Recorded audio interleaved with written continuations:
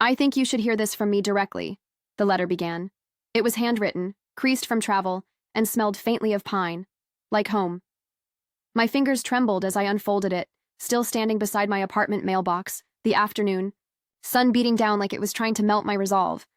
The return address was unmistakable. After 12 years of silence, my sister wanted to see me. I'm Rachel Nolan, 36, founder of a fast-growing green construction firm in Portland, Oregon. But titles mean nothing when your family believes you're a failure for leaving the fold. That day, holding that letter, all the years I'd spent clawing my way to recognition away from them collapsed into a single question. Should I go back? It started with that damned envelope, but I suppose I should tell you where it really began. On the edge of a wheat field in rural Montana, where expectations were sewn into our bones deeper than the crops themselves. My family owned Nolan Acres, 200 acres of wheat, barley, and hard truths. My father, George Nolan, was a man who didn't so much raise children as train successors. My mother, Evelyn, gentle and faded like a well-worn quilt, believed a daughter's place was at home, keeping the men fed and the kids out of trouble. There was never room in the narrative for me to dream beyond the county line. My older sister Bethany was the golden one, smart, obedient, groomed to inherit the books and the business. I was the shadow trailing behind her, always asking the wrong questions, always tinkering in the barn with my weird experiments on insulation materials and energy efficiency. Even at 14, I could name every property in the area leaking heat in the winter like a sieve, and I wanted to fix them. Dad didn't care about insulation, he cared about yield. Rachel, stop wasting time with junk, he'd growl whenever. He caught me dismantling an old heater or measuring airflow from barn vents. Nobody makes money playing with broken parts. Except I did. At 16, I entered a statewide innovation contest and placed second with my homemade thermal panel prototype. The $500 prize wasn't much, but it felt like a revolution. Bethany clapped politely but asked if I'd cleaned the chicken coop like I was supposed to. My father said, "Good for you," and returned to polishing the combine. But my mother, she hugged me that night in the kitchen when no one was looking. "You're different," she whispered. "Don't let them shame that out of you." And yet, shame came anyway, layered into every chore, every family dinner, every conversation that treated Bethany as the rightful heir and me as a misfit, who'd probably marry a welder and move to town. Except I didn't marry a welder. I won a scholarship to Colorado State, majoring in environmental engineering. Dad didn't say goodbye at the bus station. Bethany didn't either. My mother tucked a note into my suitcase that read, "Don't forget who you are, even if they never knew." I cried when I found it, then didn't look back for a decade. I built my firm from the ground up. EcoStruct Design started with just me, a laptop, and a head full of ideas about sustainable construction. I took small contracts, lived off ramen, slept in my office, and poured everything into making buildings smarter, safer, greener. By the time I turned 30, EcoStruct had 22 employees and a contract with the city to retrofit municipal buildings. At 35, we won a National Green Innovation Award, and still, no word from home, until last week. Bethany's letter arrived on a Tuesday, always, the day things go sideways. She wrote that our father had suffered a minor stroke. He was recovering, but the farm's future was uncertain. She asked if I'd consider coming back, for a week, maybe 2, to help with legal arrangements, property, assessments. She didn't say the word forgiveness, but I could feel it pressing between the lines like a smudge someone tried to erase. Part of me wanted to rip the letter in half. Another part, the little girl who used to sit in the barn drawing blueprints for impossible houses, wanted to see if anything left of home could still be hers. So I said yes. The next Friday, I flew into Billings, rented a car, and drove 4 hours to Nolan Acres. The road hadn't changed, still flanked by endless golden fields, still carrying ghosts of conversations I hadn't had. When I turned down the gravel drive, I spotted Bethany standing near the barn. She looked older, tired around the eyes, but still composed in a way that made me feel messy by comparison. She didn't wave. I parked beside the old grain truck and stepped out slowly. She walked toward me with stiff shoulders. "Rachel," she said, stopping a few feet away. "You came." "You asked," I replied. "That's rare." We stood in silence for a long moment, the wind tossing dust around our shoes. "Dad's inside. He's been asking about the fields, not his condition. Some things never change." Hello? If this story is resonating with you, even just a little, please take a moment, like to show your love. Comment where you're watching from and share your thoughts, subscribe, it really helps us grow. Your support keeps these stories alive. Let's dive into the story. I followed her toward the house, heart pounding with dread. The porch sagged the same way it had for years, but the paint was fresh. Small signs of care. I didn't know whether to feel angry or grateful. Inside, the air smelled like oatmeal and antiseptic. My father sat in his recliner, a blanket over his legs, remote in hand. He looked smaller, less the mountain I remembered, and more a crumbling monument. He didn't look up when we entered. Beth, did you get the new seat order? It's Rachel, she interrupted. He blinked, then turned slowly. Well, look who the cat dragged in. My breath caught. 100 possible replies warred in my throat, but I said none of them. Instead, I walked forward, stopped 2 feet from his chair, and said, I heard you had a stroke. Nothing permanent, he muttered. Just slowed me down. Bethany cleared her throat. We need help organizing the land deeds, Dad. Rachel's here to— I didn't ask for her, he snapped. Bethany flinched. I didn't. No, you didn't, I said calmly. But I'm here anyway. He grunted, turning his attention back to the muted TV. Do what you want. Just don't mess up what's already working. Bethany and I exchanged a look, hers apologetic, mine unreadable. We spent the afternoon sorting through file cabinets. The paperwork was a disaster. Incomplete contracts, scribbled notes, and decades of records stuffed into shoeboxes. As we worked, Bethany asked quietly, Did you ever miss it here? I paused, sifting through property maps. I missed Mom, I said. And the sky. But not this. This silence, this way of pretending feelings are weakness. Bethany looked down. I stayed because someone had to. I thought if I worked hard enough, maybe I'd be seen too. I met her eyes. Were you? She shook her head. That night, we ate dinner in awkward silence. Dad didn't speak unless it was to ask for the salt. Bethany cleared the dishes. I stepped outside, drawn to the barn like it might still hold pieces of me. It smelled the same. Oil, hay, rust, memories. In the far corner, I found it. My old insulation experiment. Dusty, but intact. My initials were still scratched into the side. I ran my fingers over them, and something inside me settled. Then I heard the door creak.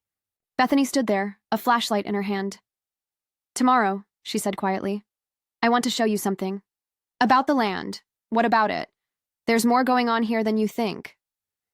The morning light spread across Nolan Acres like a soft gold net. I hadn't slept much. The guest room still had the same wallpaper with fading roses and a closet full of forgotten holiday decorations. I lay awake most of the night thinking about Bethany's words. There's more going on here than you think. At 6:45 a.m., she knocked on my door. Come dressed for walking, she said through the crack. You'll want boots. 20 minutes later, we were trudging along the North Ridge, wind rustling through the wheat stubble. She didn't speak at first, just kept her eyes on the horizon. I recognized the path. This was the boundary line, where the Nolans' property ended and the parish land began. Bethany stopped near an old, rusted barbed wire fence. A small steel lockbox sat buried beneath a mound of stone. She bent down, brushed off the dirt, and handed me a set of keys. What is this? I asked. She looked nervous. Dad and I signed a temporary lease agreement with the parish family. 6 years ago. They needed extra acreage for winter wheat, and we needed the cash. The problem is, Dad never recorded it formally, just stuck the copies in here. I opened the box. Inside were 3 folded papers and a yellowing map. The contracts were clearly hand-typed, signed only by Dad and David Parrish. This lease expired 2 years ago, I said, flipping through the documents. I know, Bethany replied. But they never stopped using the land, and Dad never stopped cashing their monthly checks. I exhaled slowly. So this land isn't legally theirs, but they've been planting on it? Exactly. And they've made improvements too. Laid some irrigation lines, cleared out some brush. I looked at her. Why are you telling me this now? Because I want to make it right, and Dad won't listen to me anymore. He says I don't understand business. But you, he knows you've made something of yourself. You might be the only one he'll take seriously. I shook my head. He doesn't even know my company's name. Not yet, she said. But I've seen the look in his eyes when he watches you walk through the house like you still own a piece of it, He knows he pushed you out, and maybe he's starting to regret that. I wasn't so sure. We walked back in silence, the wind now sharper, as if reminding us both of the weight in our pockets. That afternoon, while Dad napped in, his chair with a wheat trade magazine balanced on his stomach, I walked into the barn again. This time, I brought my laptop. I sat up at the workbench under the same skylight I used to gaze at as a teenager. Within an hour, I drafted a preliminary report comparing the Nolan Parish boundary issue with local land use policies and state agricultural regulations. At 3 p.m., I approached the living room. "Dad, we need to talk," I said. His eyes opened slowly. "About what?" "The parish lease, the one that expired 2 years ago." He sat upright like I'd slapped him. "That's none of your concern." "It is," I said firmly, "because if this goes south, you and Bethany could lose part of the land." He stood slowly, adjusting the blanket on his lap like it might shield him from accountability. "You think I don't know what I'm doing?" "I think you're used to being the smartest person in the room," I replied. "But this time, you let it slide too long."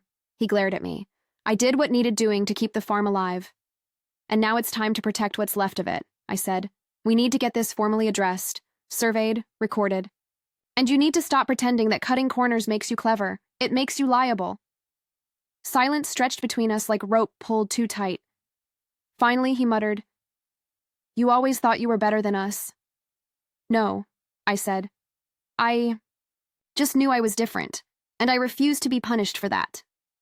His eyes dropped to the carpet.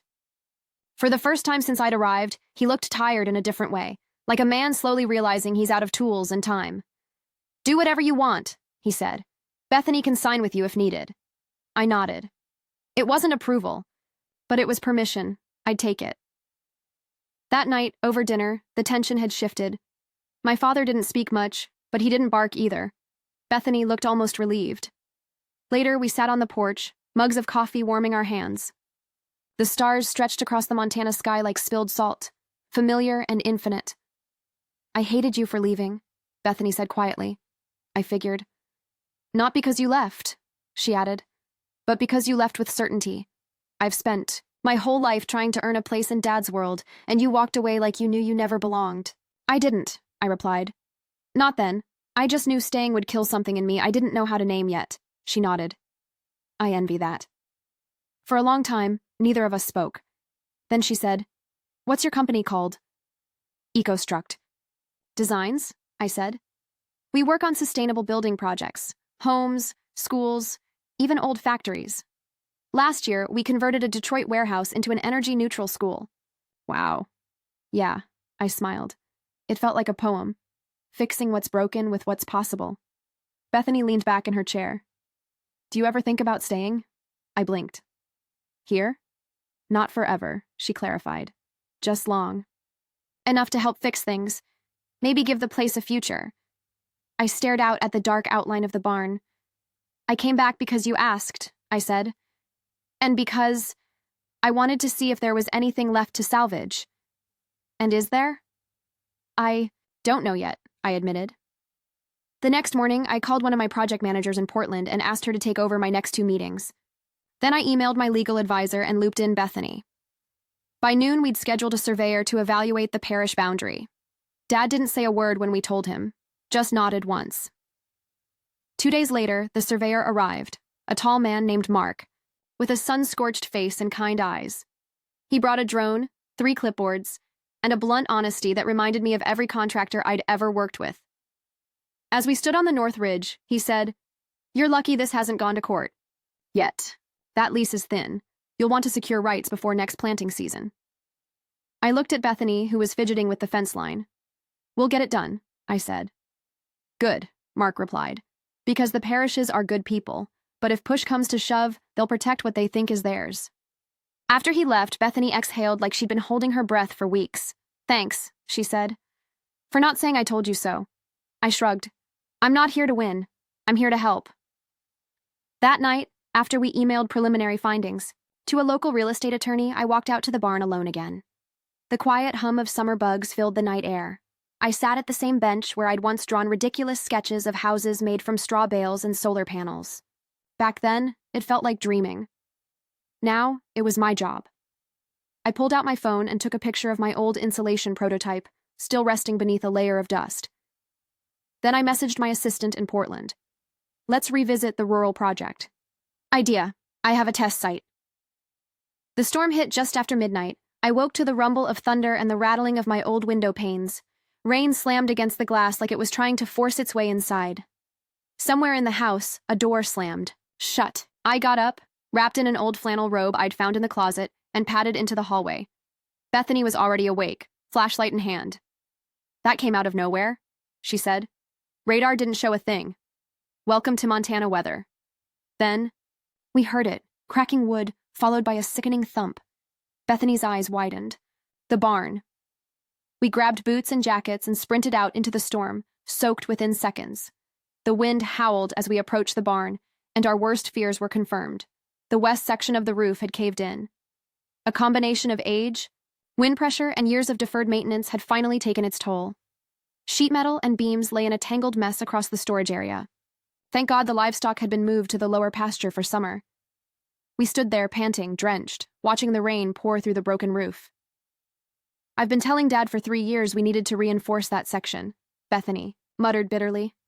I stared at the mess, heart pounding. Do we have floodlights? In the tool shed. Get them. I'll grab the camera from my bag.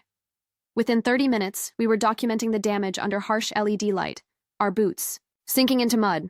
I took over 50 photos, already building a case in my head, for insurance, for a structural assessment, for what this barn could become if someone actually gave a damn. Bethany wrapped herself in a tarp while I surveyed the interior with my flashlight, noting the broken joists and splintered rafters.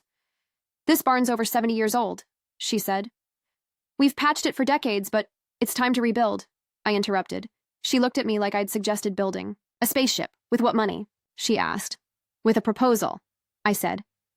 If we can prove this is a historical structure with potential agricultural innovation uses, I might be able to secure a grant through the Green Foundation. They've funded 4 of my rural rehab projects. Her eyes widened. You'd do that? For us? For the barn, I replied. For what it could be. Bethany smiled, small but real. When we finally returned to the house around 2 a.m., shivering and caked in mud, my father was awake, standing at the kitchen sink, mug in hand. He turned when he saw us.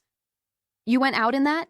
He asked, incredulous. The roof collapsed, Bethany said bluntly. His eyes darted between us. And you took photos? For documentation, I said. You'll need it for the claim. He stared at me for a long beat. Then, slowly, he nodded. Good thinking. It was the first time he'd acknowledged my contribution without a trace of sarcasm. The next morning, we surveyed the damage in daylight. Jason Whitmore, the neighboring farmer and longtime family friend, showed up with his teenage son and a couple of workers. They helped tarp what they could and secure the loose boards. Jason looked over at me while inspecting a cracked beam. You, the engineer now? I run an environmental construction firm, I replied. He whistled. Well, Nolan Blood runs practical. Guess it came out in a different way with you. I laughed softly. You could say that. Later that day, Bethany and I worked on the grant proposal. I pulled blueprints from old files on my laptop, overlaying them with aerial shots I'd taken with Mark's drone the day before. Bethany leaned over my shoulder, watching the screen. It's like watching you do magic. It's not magic, I said. It's just thinking in layers. I never learned how to do that, she said quietly. Dad always kept me grounded in one dimension. What's practical? What's immediate? What brings in the next crop? I turned to her. Beth, you're the reason this place still runs. You've been the invisible glue for years. She looked down. Sometimes I wonder what it would have been like if I left when you did. You can still leave, I said, or stay and redefine what staying means.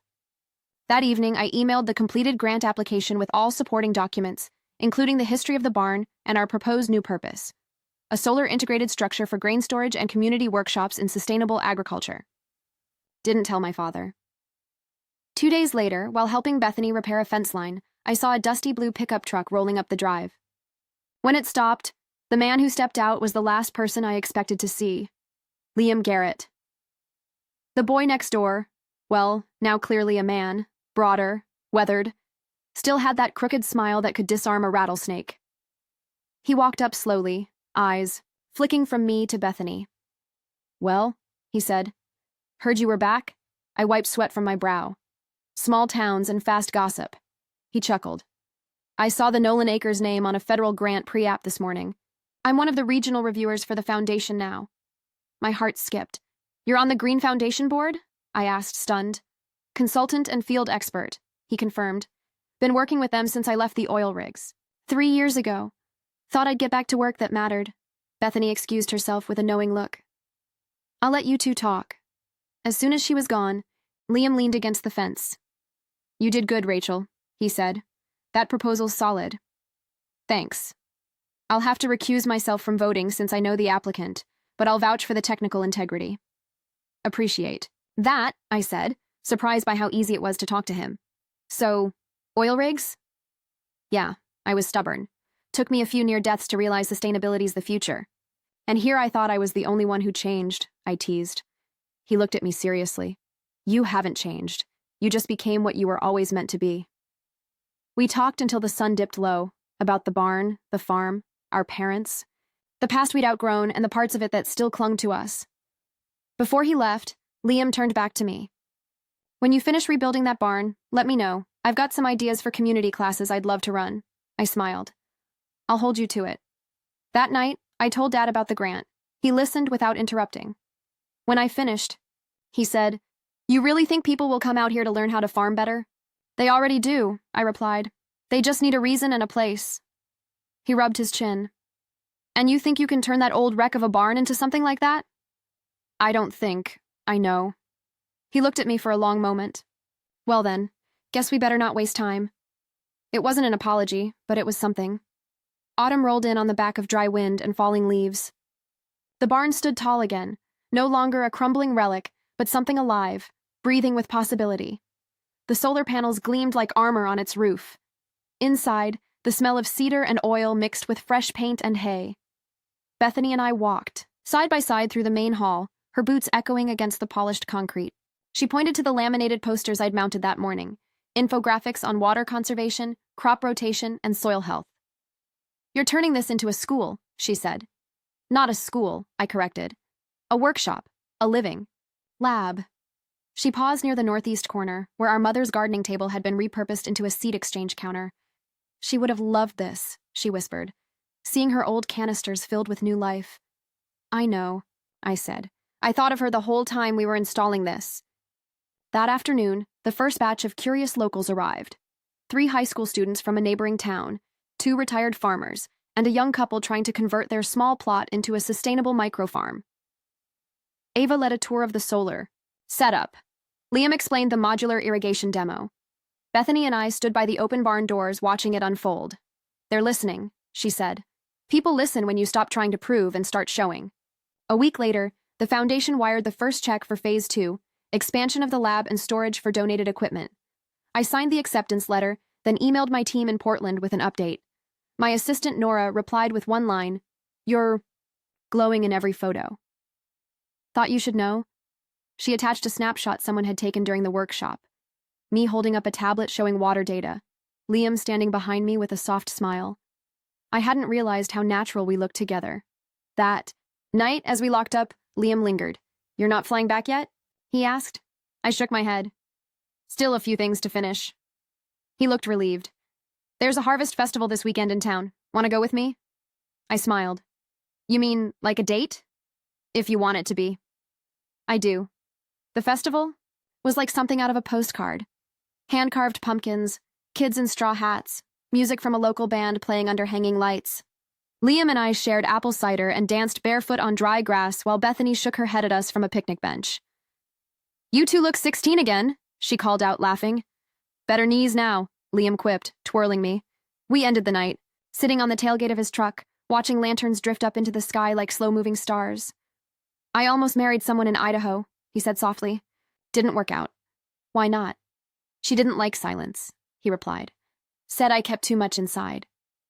I leaned my head against his shoulder. "Maybe it's not about silence. Maybe it's about who's willing to wait for you to speak." He looked down at me, eyes serious. "You always knew how to wait." "I'm not waiting anymore," I said. "I'm choosing."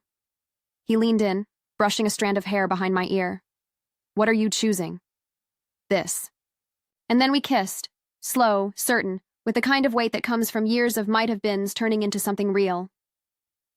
Back at the farm, Bethany waited in the kitchen with 2 mugs of tea. I take it the date went well? She asked. I'm not giving you details, I replied, grinning.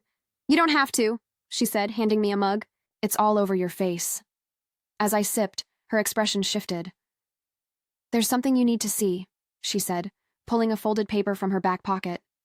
It was a letter, old, stained, dated nearly 10 years earlier.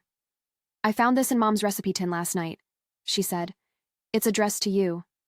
I unfolded it, the familiar cursive tightening my chest. Rachel, I'm sorry your father can't see what I see. You are brilliant, brave, unstoppable. I wish I had told you more often. I'm so proud of the woman you're becoming. If this never reaches you, I hope one day you'll come back and find it. I've saved every article, every photo. You've already changed the world. Maybe one day you'll help change this place too. Love always. Mom tears blurred the ink. Bethany reached across the table, placing her hand over mine. I think she always knew you'd come back, she whispered. The next morning, I stood in front of the barn before sunrise. The hills glowed blue in the pre-dawn light. I held the letter in my hand, reading it again, the wind catching the edges like it wanted to lift it into the sky. I'm here, Mom, I said quietly. I'm really here. And for the first time, I believed I was meant to be. Later that week, our first community workshop launched officially. We had 28 people sign up, students, young farmers, 2 mothers interested in growing food for their neighborhood co-ops. Dad stood awkwardly at the back during the introduction, arms crossed, eyes scanning every chart and setup. At the end of my talk, he raised his hand. I blinked. Yes? He cleared his throat. That water recycling system, what's the cost? To implement for under 50 acres? I smiled. About $100 to start. Returns in 18 months if properly maintained. He nodded slowly, rubbing his chin. Send me the specs. Liam leaned in. He's in. Bethany grinned from the corner. Took long enough. That evening, Dad came into the barn alone. I was sweeping when he stepped inside. I was hard. On you, he said. All those years. I paused, holding the broom. I thought keeping you grounded would protect you, he continued. Turns out, I just clipped your wings. You didn't break me, I said. No, he admitted. But I didn't lift you either, and I should have. We stood in silence, the late sun painting the barn gold. I'm not asking for forgiveness, he said. Just a chance to keep learning. I walked over, heart heavy and light, all at once. Then stay involved. Ask questions. Build with us. His eyes softened. Your mother would have loved this place. She already does, I said. She's in every board and beam. We shook hands, not like father and daughter, but like partners.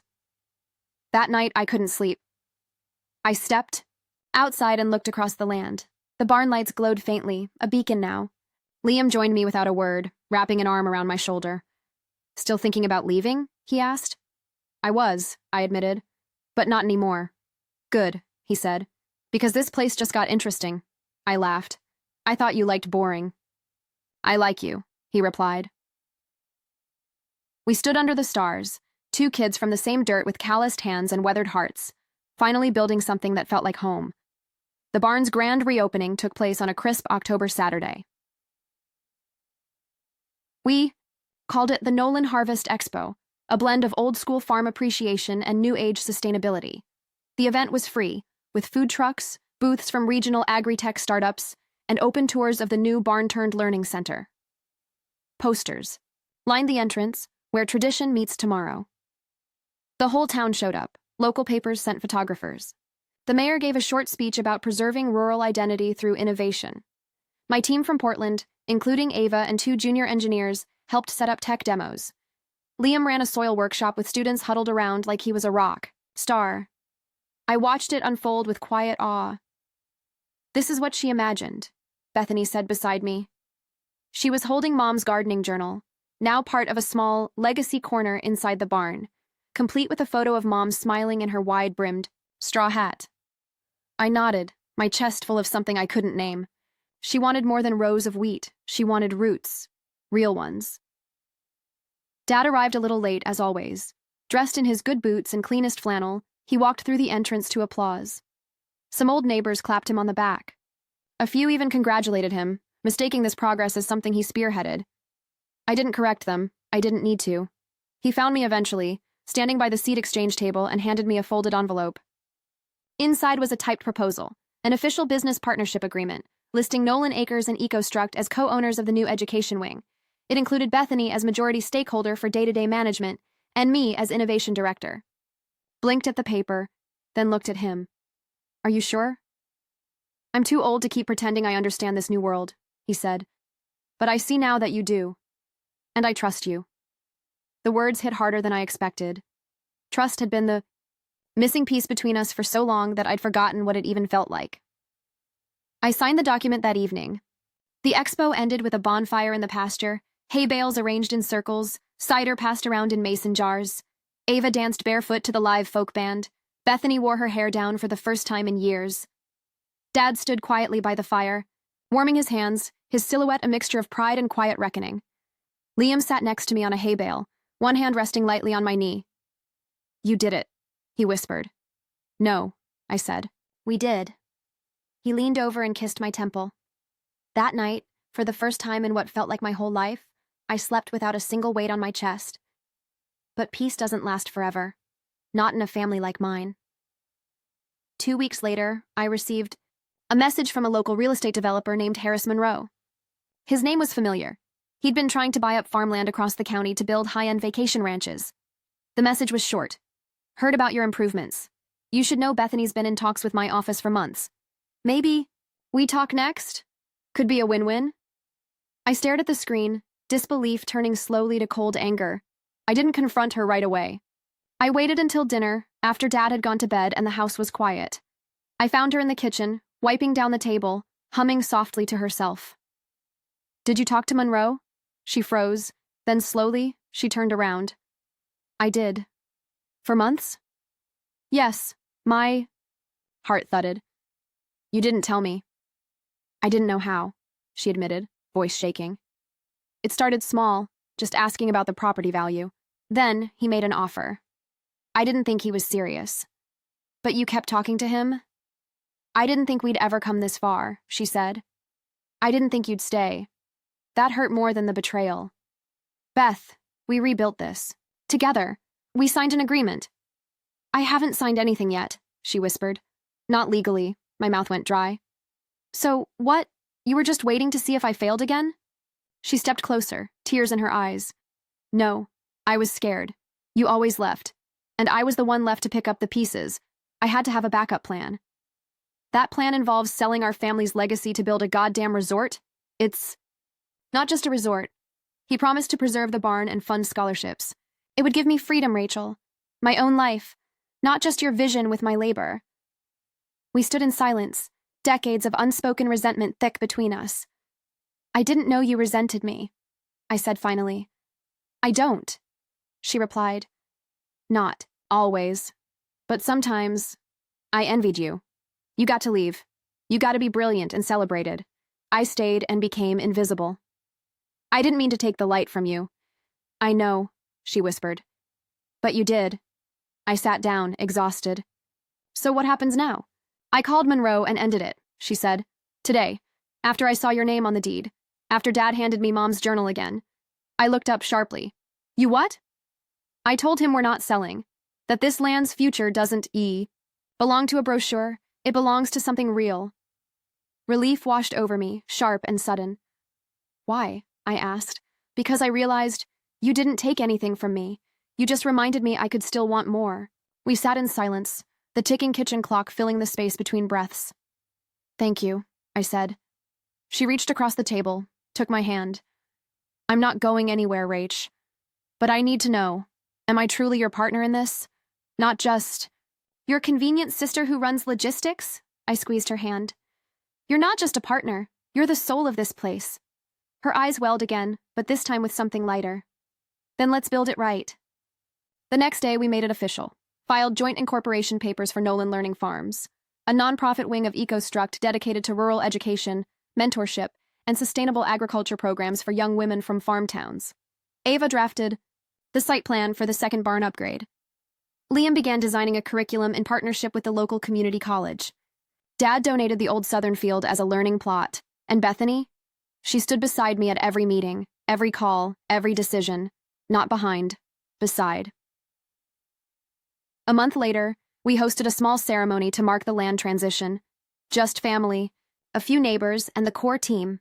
Bethany read from Mom's journal. I unveiled a plaque by the barn door. For Evelyn Nolan, who believed growth starts underground. As I spoke a few words, Dad stood quietly off to the side, hat in hand. When I finished, he walked over to the plaque and traced his fingers across. Mom's name. She would have cried today, he said. So am I, Bethany said, voice cracking. He looked at both of us. You girls did something I never could. Turned this place into more than soil. You turned it into a story. Liam put his arm around me. This story's just beginning. And I believed him, because this time, we were writing it together. Winter crept in quietly that year, brushing the wheat fields with silver and softening the sky to a pale gray dome. The barn stood firm through the first snowfall, its new roof shedding flakes like armor, solar panels catching weak sunlight between the clouds. Inside, we kept warm with purpose. The learning center was buzzing. Our first winter cohort, 8 students from small towns across Montana and the Dakotas, arrived just after New Year's. They were young, curious, sometimes shy. All of them, female. All of them determined to find something more than what they'd been told they were allowed to want. On the first day of class, I stood beside Bethany at the front of the main workshop. The students sat in a semicircle, notebooks open, eyes expectant. I used to think barns were only for hay and grudges, I began. They laughed, awkwardly at first, then louder. But this one is for ideas, Bethany stepped in. And maybe a few grudges still, but we're working on that. That cracked them up completely. Over the next 6 weeks, we taught soil health, composting, climate adaptation, business planning, and community advocacy. Bethany led sessions on crop planning and rural leadership. Liam handled irrigation systems and field monitoring. Ava ran solar workshops via video call from Portland. Dad, he didn't teach, but he showed up, almost every day, sometimes just to sit on the sidelines, nodding approvingly, sometimes to correct someone's grip on a spade or explain why wheat likes silence before the wind. One afternoon, I caught him standing beside a student's raised garden bed, hands in his pockets, a gentle smile playing on his lips. I thought they wouldn't care, he muttered. Young people, city kids, but they care. They do, I said. He looked at me then. So did you. I just didn't see it. I didn't say anything. I just let the moment hang there like breath on a cold morning. As the snow deepened and the sky stayed low, the barn became more than a school. It became shelter, a haven, a place where these girls could say, I want to farm, or I want to build, or I want to leave and come back stronger. One evening, after a long day of lessons, I found one of the students, Clara, standing outside the barn alone, tears in her eyes. Hey, I said gently. You okay? She wiped her face quickly. Sorry, my dad called, told me I should come home, that this was a waste of time, that no man's gonna want a girl who talks soil pH like it's gospel. I felt the old sting of familiarity. He's wrong, I said. And one day he'll realize it. But even if he doesn't, you don't have to carry his limits. She looked at me, searching. Did yours ever change his mind? I took a deep breath. Eventually. But only after I stopped waiting for him to. Clara nodded slowly. I want to be like you. No, I said with a smile. Be like you. That's the better story. She hugged me without warning, arms tight and shaking. Later that night, I wrote Mom a letter. Not on paper, just in my head. They're here, Mom. The ones you imagined, the ones you would have baked for, cheered on, handed wildflower seeds to. They're blooming, and so are we. At the end of February, the cohort graduated. We threw them a ceremony in the barn, strung with twinkle lights and dried wheat bundles. Each girl got a certificate, a small toolkit, and a pressed flower from Mom's old garden, laminated between sheets of glass. As they loaded into the van to leave, Bethany turned to me. You know, we could do this year-round. I was thinking the same thing, I said. We'd need staff, she said. Schedules, dorms eventually. We'll build them, I said confidently, one season at a time. Dad drove us home from the drop-off point that evening. Halfway down the gravel road, he said, I got a call today, from Monroe. Bethany and I tensed. What did he want? She asked. Offered to double his last bid. Said the barn upgrades only made the land more valuable. What did you say? I asked. He glanced in the rearview mirror. Told him it's not for sale. Told him my daughters are running the place now. My heart swelled in my chest. Later that week, I was back in the greenhouse, the one I built as a teenager, forgotten and overgrown until recently. I had repaired the structure with help from Clara and 2 other students, reinforcing the frame, cleaning out the beds, and installing one of Ava's prototype heating mats. As I knelt to check the soil temperature, Liam appeared in the doorway. You always did like fixing things, he said. I like watching things grow, I replied. He stepped closer, kneeling beside me. I've been thinking, he said slowly, about putting down roots. I looked up, confused. You already live here, he smiled. I meant with you. My hands stilled in the dirt. We've taken things slow, he continued. But I'd like to be part of the foundation, if you'll let me. Tears sprang to my eyes. Happy ones. Yes, I whispered. We kissed there in the greenhouse, surrounded by green shoots and possibility. That night, we told Dad and Bethany. Bethany gave Liam a hug so tight he wheezed.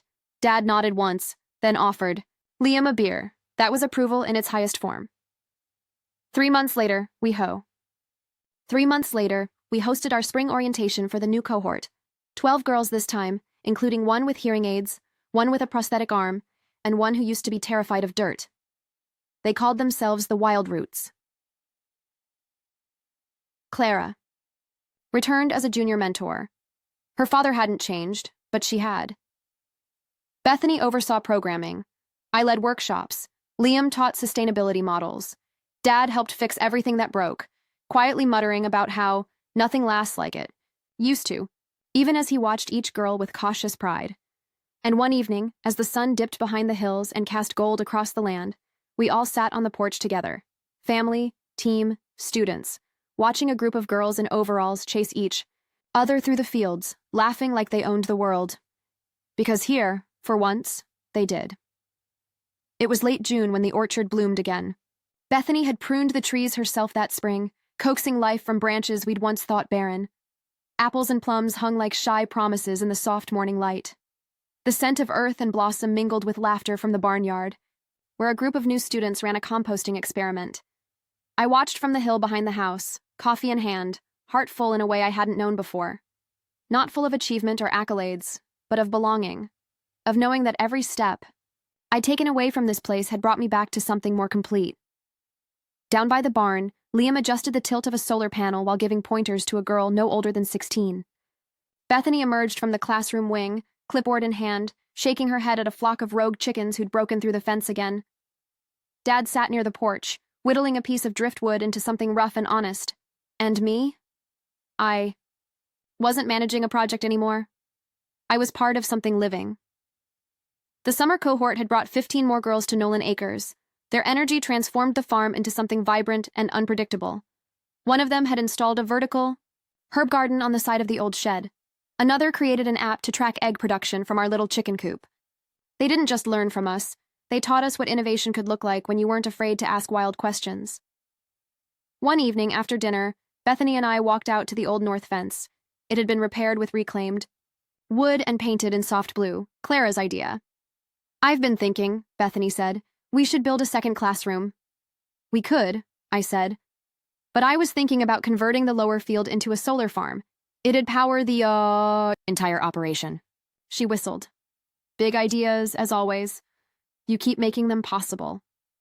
We sat on a bench overlooking the pasture, watching lightning bugs blink like tiny stars. I used to think we couldn't work together, she said. Too different. Too much past. Turns out we were just missing the right reason. She smiled. Funny how long it takes to realize that sometimes the person who left and the one who stayed were fighting the same fight in different directions. I looked at her, grateful beyond words. I love you, Beth. I love you too, she said, even when I hate how organized your spreadsheets are. I laughed. Later that week, we got the news. The Nolan Learning Farm had been selected for a National Rural Innovation Grant, $250,000 toward infrastructure, digital access tools, and a seed fund for students starting their own sustainability projects back home. We celebrated with lemonade and pie. Liam surprised me with a hand-carved wooden sign for the barn entrance. It read, "The future grows here." The day it was installed, Dad ran his hand over the letters with a reverence I hadn't seen in him before. "She'd be proud," he said softly, and we all knew he meant Mom. He turned to me then. "You built something we never imagined." "No," I replied. "We did." That evening, Liam took me to the lake, the same lake we'd snuck off to as teenagers, barefoot and hungry for escape. This time, we weren't running, we were returning. He rowed us to the center, where the sky opened up without borders. "I've been thinking," he said, pulling a small velvet box from his pocket, "about how long it took for us to find our way back." He opened it, revealing a ring, simple, elegant, with a stone that shimmered like dusk. "Rachel Nolan," he said, "will you marry me in the most inconvenient, unpredictable, and absolutely perfect way possible?" Tears welled instantly. "Only if we promise to never make our bed before noon on Sundays," I said, laughing through the emotion. "Deal," he said, and slipped the ring onto my finger. Back on shore, we told Bethany. First, she screamed, dropped her clipboard, and immediately began listing seating charts for a wedding we hadn't even planned. Dad simply grinned and said, "About damn time." The months that followed blurred in the best way. Workshops expanded. Girls returned as interns. Local farmers started dropping by to trade knowledge. Liam built an aquaponic system in the greenhouse. Bethany began writing a manual for sustainable farm education.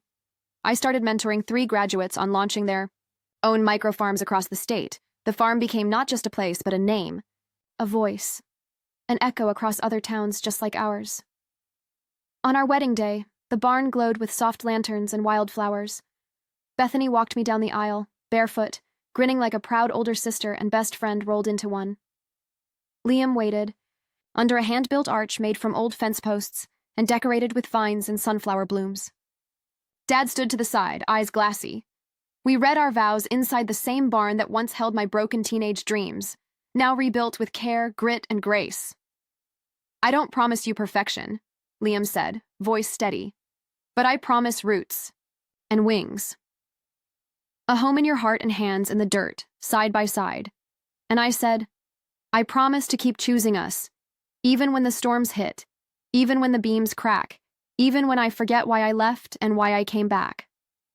We kissed, and the barn erupted in cheers. Afterward, Bethany gave a speech.